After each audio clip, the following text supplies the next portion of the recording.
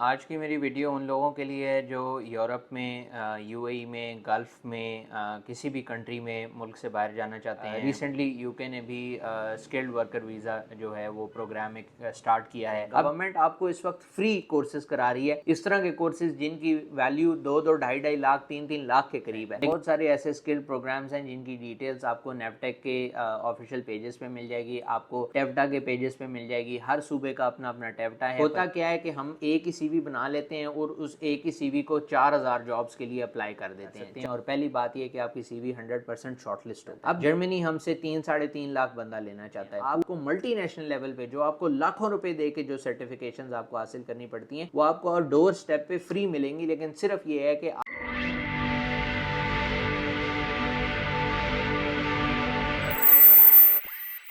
अस्सलाम वालेकुम। आज की मेरी वीडियो उन लोगों के लिए है जो यूरोप में, यूएई में, गल्फ़ में, किसी भी कंट्री में मुल्क से बाहर जाना चाहते हैं। चाहे वो साउथ ईस्ट एशिया हो, चाहे वो यूरोप हो, चाहे वो यूएस हो, चाहे वो यूके हो, जापान, कोरिया, जर्मनी, या फिर किसी भी ऐसी कंट्री जो मुल्क से बाहर वो किसी भी रोज़गार के सिलसिले में जाना चाहते हैं। स्पेसिफिकली मैं इसमें बात करूँगा वो लोगों की जो स्किल्ड मैन पावर के बारे में जानना भी चाहते हैं और स्किल्ड मैन पावर वीज़ा पे जाना चाहते हैं। रिसेंटली यूके ने भी स्किल्ड वर्कर वीज़ा जो है वो प्रोग्राम एक स्टार्ट किया है। अब बेसिकली दुनिया में हो क्या रहा है इस चीज़ को हमें बहुत ज़्यादा अंडरस्टैंड करने की ज़रूरत है, क्योंकि हम बीइंग अ पाकिस्तानी हम लोग इसमें सबसे पीछे हैं। सबसे ज़्यादा इससे फ़ायदा उठाने वाली जो नेशनैलिटी है वो इंडिया है, फिर उसके बाद वियतनाम है, फिर उसके बाद बांग्लादेश है, फिर उसके बाद और डिफरेंट जो अंडर डेवलपिंग कंट्रीज़ हैं उनकी नेशनैलिटीज़ आ जाती हैं। लेकिन अनफॉर्चुनेटली इसमें पाकिस्तानी लोग, हम लोग सबसे पीछे हैं। उसके पीछे क्या वजूहत हैं?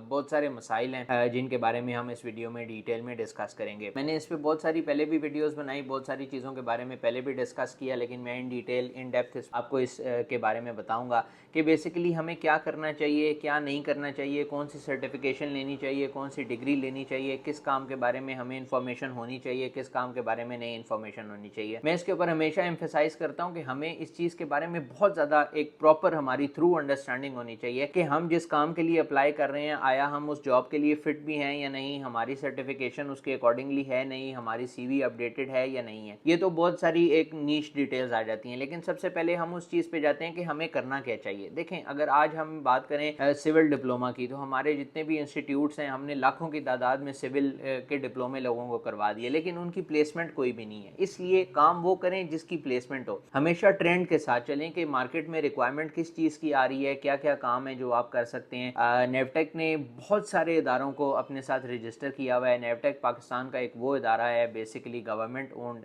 एक एंटिटी है जो कि आपको ये सर्टिफिकेशंस कराती है। अब इस वक्त हो क्या रहा है कि एक बहुत हाई लेवल मीटिंग्स आजकल हमारी जो ऑर्गेनाइजेशन है जिसको Pakistan overseas employment promoters association कहते हैं, वो ऑर्गेनाइजेशन की बहुत हाई लेवल मीटिंग्स हुई हैं डिफरेंट मिनिस्ट्रीज़ के साथ, जिसमें मिनिस्ट्री ऑफ ह्यूमन रिसोर्स है, मिनिस्ट्री ऑफ प्लानिंग है, मिनिस्ट्री ऑफ कॉमर्स है, मिनिस्ट्री ऑफ फॉरेन अफेयर्स है, जिनसे हमें ये रिक्वायरमेंट्स मिल रही हैं और हम ये आप तक पहुंचाना चाहते हैं। तो रिक्वायरमेंट्स हैं क्या? बेसिकली रिक्वायरमेंट्स ये हैं कि आपने अपने आप को, अपने स्किल लेवल को इन्हांस करना है। अपने स्किल लेवल को आप किस चीज़ पे इन्हांस कर सकते हैं? दोबारा छोड़ दें ये निबोश, आईओश, सेफ्टी कोर्सेज करना, ये सिविल डिप्लोमे करना। आप कभी भी मुल्क से बाहर नहीं जा सकेंगे इन चीज़ों के पीछे। हमेशा उस चीज़ के पीछे जाएं जिसकी स्कैरसिटी हो। जब स्कैरसिटी का लफ्ज़ मैं इस्तेमाल करता हूँ तो मैं ये कहना चाहता हूँ जिसकी कमी हो, जिस तरह के बंदे ना मिल रहे हो। एग्रीकल्चर वर्कर में हमारे बहुत सारे लोगों की पूरी दुनिया में ज़रूरत है, हमें उसके ऊपर आने की ज़रूरत है। आईटी सेक्टर में हमारे पास बहुत सारी मसाइल हैं और पूरी दुनिया हमें चाहती है कि हम आईटी सेक्टर में आ सकें, आगे हम जा सकते हैं। उसके अलावा बहुत सारे ऐसे स्किल्ड प्रोग्राम्स हैं, बहुत सारे ऐसे स्किल्ड प्रोग्राम्स हैं जिनकी डिटेल्स आपको नेवटेक के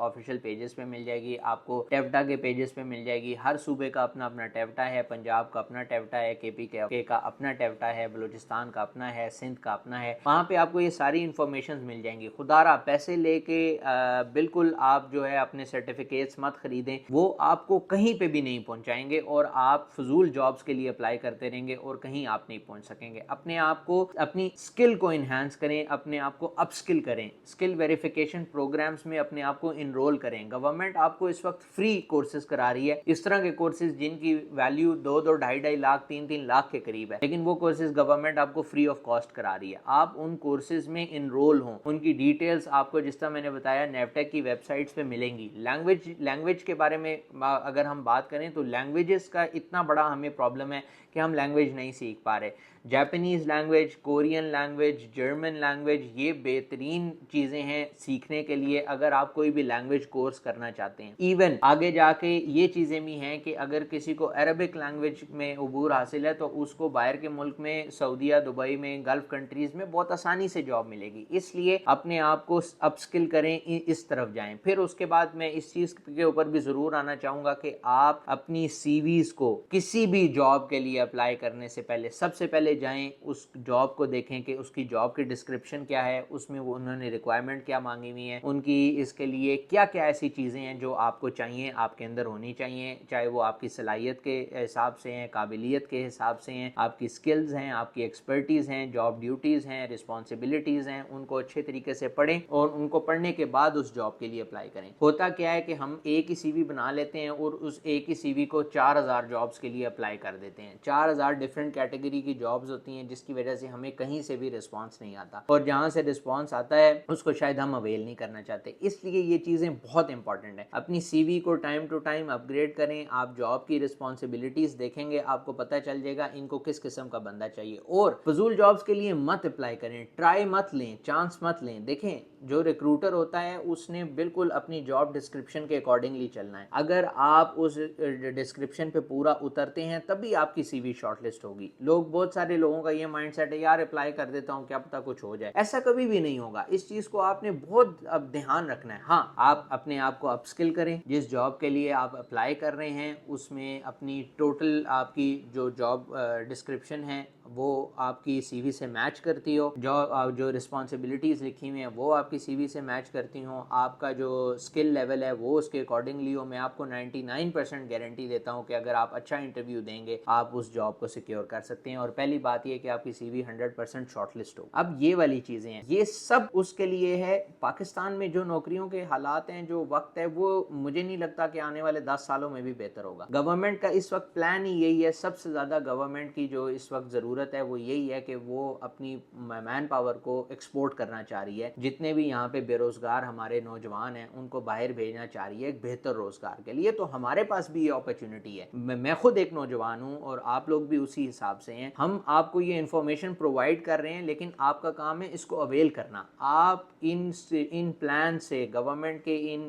स्किल प्रोग्राम से फ़ायदा उठाएं। बहुत सारी मल्टीनेशनल कंपनीज हैं, सिटी एंड गिल्ड्स है, बहुत सारी ऐसी सर्टिफिकेशन अथॉरिटीज़ हैं जिनके साथ गवर्नमेंट के MOUs हो गए हैं। आपको मल्टीनेशनल लेवल पे जो आपको लाखों रुपए दे के जो सर्टिफिकेशंस आपको हासिल करनी पड़ती हैं वो आपको और डोर स्टेप पे फ्री मिलेंगी। लेकिन सिर्फ ये है कि आप जो एक्रेडिटेड सेंटर्स हैं उनका रुख करें, अपनी लाइन को डिफाइन करें कि मैंने क्या काम करना है। IT से रिलेटेड 10,000 हमारे पास चीज़ें हैं। अभी इस वक्त जो रफ डाटा के मुताबिक 2.5 लाख के करीब इंडिविजुअल्स की रिक्वायरमेंट है IT सेक्टर में। जापान हमारे से 3-3.5 लाख बंदा लेना चाहता है। जर्मनी हमसे 3-3.5 लाख बंदा लेना चाहता है। पूरे यूरोप में मिलियंस के हिसाब से हमारी रिक्वायरमेंट्स हैं। लेकिन उसमें मसला क्या है कि हम स्किल ना होने की वजह से, एजुकेशन ना होने की वजह से, लैंग्वेज बैरियर की वजह से, और मैं बहुत अफसोस के साथ कहूँगा कि हमारे एटीट्यूड की वजह से हमारी फॉरेन कंट्रीज़ में एक्सेप्टेंस नहीं है। जब तक हम इन चीज़ों को चेंज नहीं करेंगे हम मुल्क से बाहर नहीं जा सकते। और इस वक्त अगर कोई आपको बचा सकता है, इस मुल्क को बचा सकता है, आपके घर को बचा सकता है, आपके बिजली के बिल पे कर सकता है और आपके रोजगार को कोई मैनेज कर सकता है, वो सिर्फ फॉरेन इमिग्रेंट्स हैं। बस इसके अलावा कोई और ऑप्शन नहीं है। पाकिस्तान में एक इंजीनियर को भी 30-35 हज़ार, 40 हज़ार से ज्यादा की जॉब नहीं मिल रही। डॉक्टर, सर्जन्स हैं, जितने भी हमारे स्टूडेंट 60-65 हज़ार, 70 हज़ार की नौकरी कर रहे हैं। तो आप खुद इस चीज से अंदाजा लगा लें। एक वेल्डर की बाहर के मुल्क में तनख्वाह 3-3.5 हज़ार